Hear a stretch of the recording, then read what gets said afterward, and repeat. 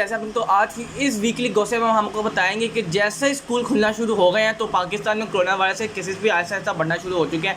YouTube ने TikTok जैसी एक चीज़ मुतारिफ करवा दी है। वर्ल्ड वॉर 3 का इंडिया और पाकिस्तान के बीच पैंडेमिक है और बहुत कुछ। यार ये तो होना था ना कि देखिए, जब आप कॉलेज खोलेंगे, स्कूल खोलेंगे और बाकी सारे यूनिवर्सिटी स्कूल अब तो मिडिल क्लास भी खुल गई हैं, तो ये तो पहले होगा कि बच्चे आएंगे, आसपास बैठेंगे, गप्पे हाँकेंगे, तो जब मिलेंगे एक क्लास में अगर आप 10 बच्चे भी बिठाएंगे तो बढ़ेंगे, कम से कम बढ़ेंगे तो सही। लेकिन अब ये कितने बढ़ते हैं आगे। अब आगे ये देखना है कि सर्दियाँ आगे आनी है, नवंबर दिसंबर, तो ये आई भी सर्दी की वबा है। अगर खुदा ना खास्ता ये दोबारा बढ़ जाती है, मतलब दिसंबर में ये दोबारा पीक पकड़ लेती है, क्योंकि अभी कोई कुछ नहीं कह सकता। कुछ ममालिकों में अभी तक फर्स्ट फेज़ ही चल रही है, जैसे पाकिस्तान में, और कुछ ममालिक सेकंड फेज़ पे चले गए हैं, तो अभी कुछ नहीं पता। अगर खुदा ना खास्ता अगर ये दोबारा से ये सारा जनवरी और दिसंबर में ये फैल जाता है, तो मैं देख के मुझे लगता है कि स्कूल बंद हो जाएंगे। क्योंकि जिन जिन ममालिकों में देखा, न्यूजीलैंड, चाइना और अमेरिका, जहाँ पे सेकंड फेज़ आया है, इंग्लैंड, वो ज़्यादा ख़तरनाक है as compare to first phase. ये खबर आई है कि यूट्यूब जो है वो टिकटॉक जैसी एक चीज़ मुतारिफ करवा रहा है। अब मुझे एक बात की समझ नहीं आई भाई, यूट्यूब देखो, दुनिया में बहुत बड़ी आर्च राइवल होती है, जैसे India Pakistan, YouTube versus TikTok, Pepsi versus Coca Cola और बहुत कुछ। तो जब दो आर्च राइवल एक दूसरे से मिलते हैं तो कौन सा आर्च राइवल दूसरे की चीज़ को अपनाता है, मुझे तो बात की समझ नहीं आई। अच्छा, वर्ल्ड वॉर 3 जो है उसमें दुनिया बड़ी डेंजरस है, वो मतलब ये जो टाइम है ना, ये डेंजरस है कि इंडिया और पाकिस्तान की जो वॉर हो रही है। देखो यार, ग़ज़वा-ए हिंद अगर हम इसको इस्लामिक तरीके से लेके जाए तो ग़ज़वा-ए हिंद तो होनी है, ठीक है। अब ये कब होनी है, क्या टाइम होना है, किस मसले पे होगा, लेकिन जो मुझे लग रहा है वो तो यही लग रहा है कि कश्मीर के ऊपर जंग होनी है। क्योंकि कश्मीर या पानी या कश्मीर, ये दो बड़े मसले हैं जो इंडिया पाकिस्तान 7 सदियाँ गुजर गई हैं, अभी तक ये मसला हल नहीं हुआ। लेकिन मैं कहूँ कि जंग नहीं होनी चाहिए, क्योंकि देखिए दो न्यूक्लियर पावर अगर लड़ते हैं तो क्या होगा, तबाही होनी है, कोई फूल तो नहीं खिलेंगे ना। तब यहाँ पे लड़ाई होगी, जंग होगी, तबाही होगी। और फिर पाकिस्तान के अलायंस में रशिया भी है, चाइना भी है, दो सुपर पावर्स हैं। इंडिया के अलाय में वो चौथे माने जो बैठा हुआ है, फ्रांस और वो अमेरिका, फिर इज़राइल। तो अगर सारे न्यूक्लियर टोटल 9 कंट्रीज़ हैं जो न्यूक्लियर पावर, ये सारे 9 ममालिक लड़ना शुरू होते हैं तो दुनिया तो एक मिनट नहीं लगने से ख़त्म हो जाना है। Karachi is the top tax paying city with $572 billion, where Islamabad second और लाहौर थर्ड। अब लाहौर थर्ड पे है, इसकी मुझे थोड़ी सी हैरानी। मैं समझा था कि लाहौर सेकंड पे आएगा आबादी के लिहाज से, मतलब इतनी आबादी है, 1.25 करोड़ के करीब इस शहर में आबादी है लाहौर में। फिर ये लाहौर के लोग तो वैसे ही, उनको तो जब दिल का बाहर जाए, किसी ने फलूदा खा लिया, किसी ने गोलगप्पे खा लिए, किसी ने कुछ खा लिया, किसी ने कुछ खा लिया। खैर मेन मुद्दा ये है कि कराची ने $572 बिलियन टैक्स किया है। ये तो जाता कहाँ है ये इतना पैसा, 572 बिलियन रुपीस जाते कहाँ हैं ये। तो इतने पैसे में तो कराची का ये जो पानी का मसला है और जो बाकी मसाइल हैं बिजली के, तो आसानी से होते चाहिए, आसानी से इसको हल होना चाहिए। लेकिन मसला क्या है कि यहाँ पे कुछ ऐसे बंदे बैठे हैं जो सिर्फ अपना पेट पाल लेते हैं, पाकिस्तान जाए भाड़ में। और कराची से ये है। अब मैं इसी बात पे आता हूँ कि सिंध में एक मुर्गा गंदा पानी पीने की वजह से मर गया और वो बच्चा सिंध हुकूमत में फट पड़ा, तो ये तो कोई न्यू बात तो है नहीं। तो मैं इस छोटे बच्चे को मैं ये कहना चाहता हूँ कि देखो बेटा, देखो मेरे छोटे भाई, कि रोने का कोई फ़ायदा नहीं है, क्योंकि हमारी हुकूमतें ऐसी पोजीशन पे बैठी हुई है कि उसको उन्होंने सिर्फ अपना देखना, हमारा कुछ भी नहीं देखना। तो आपका रोने का कोई रोने का फ़ायदा नहीं। यूट्यूब पे, ट्विटर पे आप ट्रेंड हो जाओगे, 1-2 दिन उस पर ख़त्म।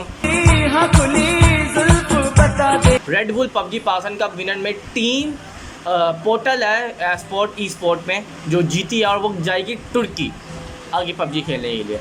यार मुझे ना ये भी बात अच्छी नहीं लग रही है, क्योंकि बात हम बहुत कंट्रीज कुछ ज़्यादा नहीं एक दूसरे के अंदर घुस गए हैं। एकदम हमारे जो सरबराहान है वो एक दूसरे को ऐसे झप्पियाँ डालते हैं जैसे बिछड़े हुए भाइयों, और एक दूसरा अब ये ड्रामा आ गया, और तो ये इसने इतना पाकिस्तानियों को कर लिया। अब पाकिस्तानी टीम यहाँ से तुर्की उठ के जा रही है, उनके करैक्टर, उनके ड्रामा के करैक्टर जो इधर आके मतलब स्पॉन्सरिंग और ब्रांडशिप ले रहे हैं। मुझे लग रहा है कि तुर्की ना अपना जो रकबा उठा के बिल्कुल पाकिस्तान के ऊपर आके बैठ जाएगा। अब यहाँ पे कारना ये देखें कि एक दौर था जब IPL इंडिया में हुआ करता था और PSL UAE में हुआ करता था। अब टाइम चेंज, अब IPL यूएई में हो रहा है जस्ट बिकॉज ऑफ इंडिया में कोरोना वायरस के केसेस बढ़ते जा रहे हैं। वहाँ पे डेली बेसिस पे 90,000 केसेस बढ़ रहे हैं। हमारे तो यहाँ पे सिर्फ 700 है और हम उधर डाल रहे हैं केसेस बढ़ रहे हैं, केसेस बढ़ रहे हैं। उधर भारत का आप हाल देखिए, डेली बेसिस पे 80,000 कुछ 60 लाख के करीब उनके केसेस हो चुके हैं, 6 मिलियन केसेस। देखिए अब ये तो होना था ना कि the end of Saudi era, जो सऊदी एरा इतने लंबी तवील 1,500 साल से चलता आ रहा है, आप वसल्लम के दौर से ये अरब दुनिया को लीड कर रहा है, फिर दुनिया में इसकी धात है, G20 में ये है। मुझे लग रहा है इसका टाइम एंड आ गया। ये जितने भी स्पेशली जो सऊदी अरब है और जितने भी ये ओमान, सबसे गरीब यहाँ पे यमन है इस पूरे गल्फ़ कंट्रीज़ में। तो ये क्योंकि देखिए ना, अब जैसे जैसे हम खबरों में पढ़ते रहते हैं कि इस मुल्क ने भी इसराइल को तस्लीम कर लिया, UAE, Oman, Qatar, Bahrain, earthen, शाम, इन सारे मुल्कों ने यूएई को, इसराइल को एक्सेप्ट कर लिया है। देखें आप उस बंदे को एक्सेप्ट कर रहे हैं जिससे हमारी लड़ाई होनी है, मतलब ये कुछ सेंस रखती है। मतलब इससे साबित क्या होता है कि पाकिस्तान इंडिया का जानी दुश्मन है, पाकिस्तान इंडिया को एक्सेप्ट कर ले या इंडिया पाकिस्तान को एक्सेप्ट कर ले, हो ही नहीं सकता। ये तो मर जाएंगे हम दोनों, लेकिन हम दोनों एक दूसरे को एक्सेप्ट, इंडिया तो हमें कभी एक्सेप्ट नहीं कर सकता, हम शायद फिर कुछ कर लें।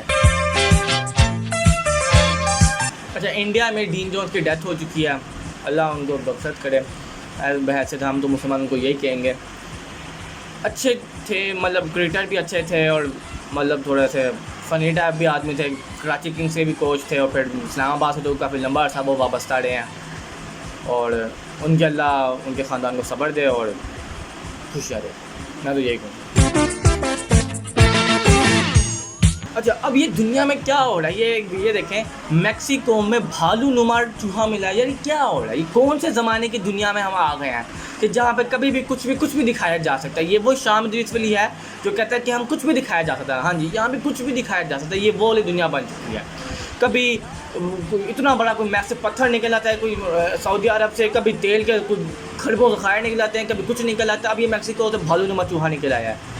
तो ये था क्या इतने सालों से? सीरियस बात ये है कि ये एक स्पीशी है, ये बहुत रेयर स्पीशीज़ है कि किसी भी बहुत पुरानी स्पीशी है कि आज से आप 5-10 हज़ार चले जाएँ, जब आदमियों का कद काट वो होते जितने लंबे होते थे तो उस टाइम चूहे भी बड़े बड़े होते थे, भालू साइज जितने। तो ये उस नस्ल से है और ये बहुत रेयर होती है। यार मिला अच्छा, 5 कंट्रीज है जहाँ पे PUBG बैन कर दी गई है, जिसमें से एक जॉर्डन है, एक इराक है, एक सीरिया है, एक इंडिया है और एक चाइना है, नेपाल है। इंडिया का भी स्टार है क्योंकि उनका जो है जी अंबानी शर्मा साहब वो बात कर रहे हैं हुकूमत से। वर्ल्ड इकोनॉमिक फोरम ने हमें एक एजाज़ दिया है। वो क्या एजाज़ है कि हम चैम्पियन फर्नीचर है, क्योंकि हमने हमारे प्राइम मिनिस्टर ने सबसे पहले कहा कि दरख्त लगाओ, 1 अरब दरख्त, 10 अरब दरख्त, ये अरब दरख्त, इतने दरख्त। और अच्छी बात है, जितने दरख्त होंगे उतनी आपकी आबादी बढ़ेगी, उतनी ही खुशहाली होगी। मतलब एक पेड़ लगाने से एक तो ये तो आजकल जो कार्बन डाइऑक्साइड जो इतना फैल रहा है ओजोन लेयर में, ये कम होगा, आपको फल मिलेंगे, एनवायरनमेंट थोड़ा साफ़ होगा।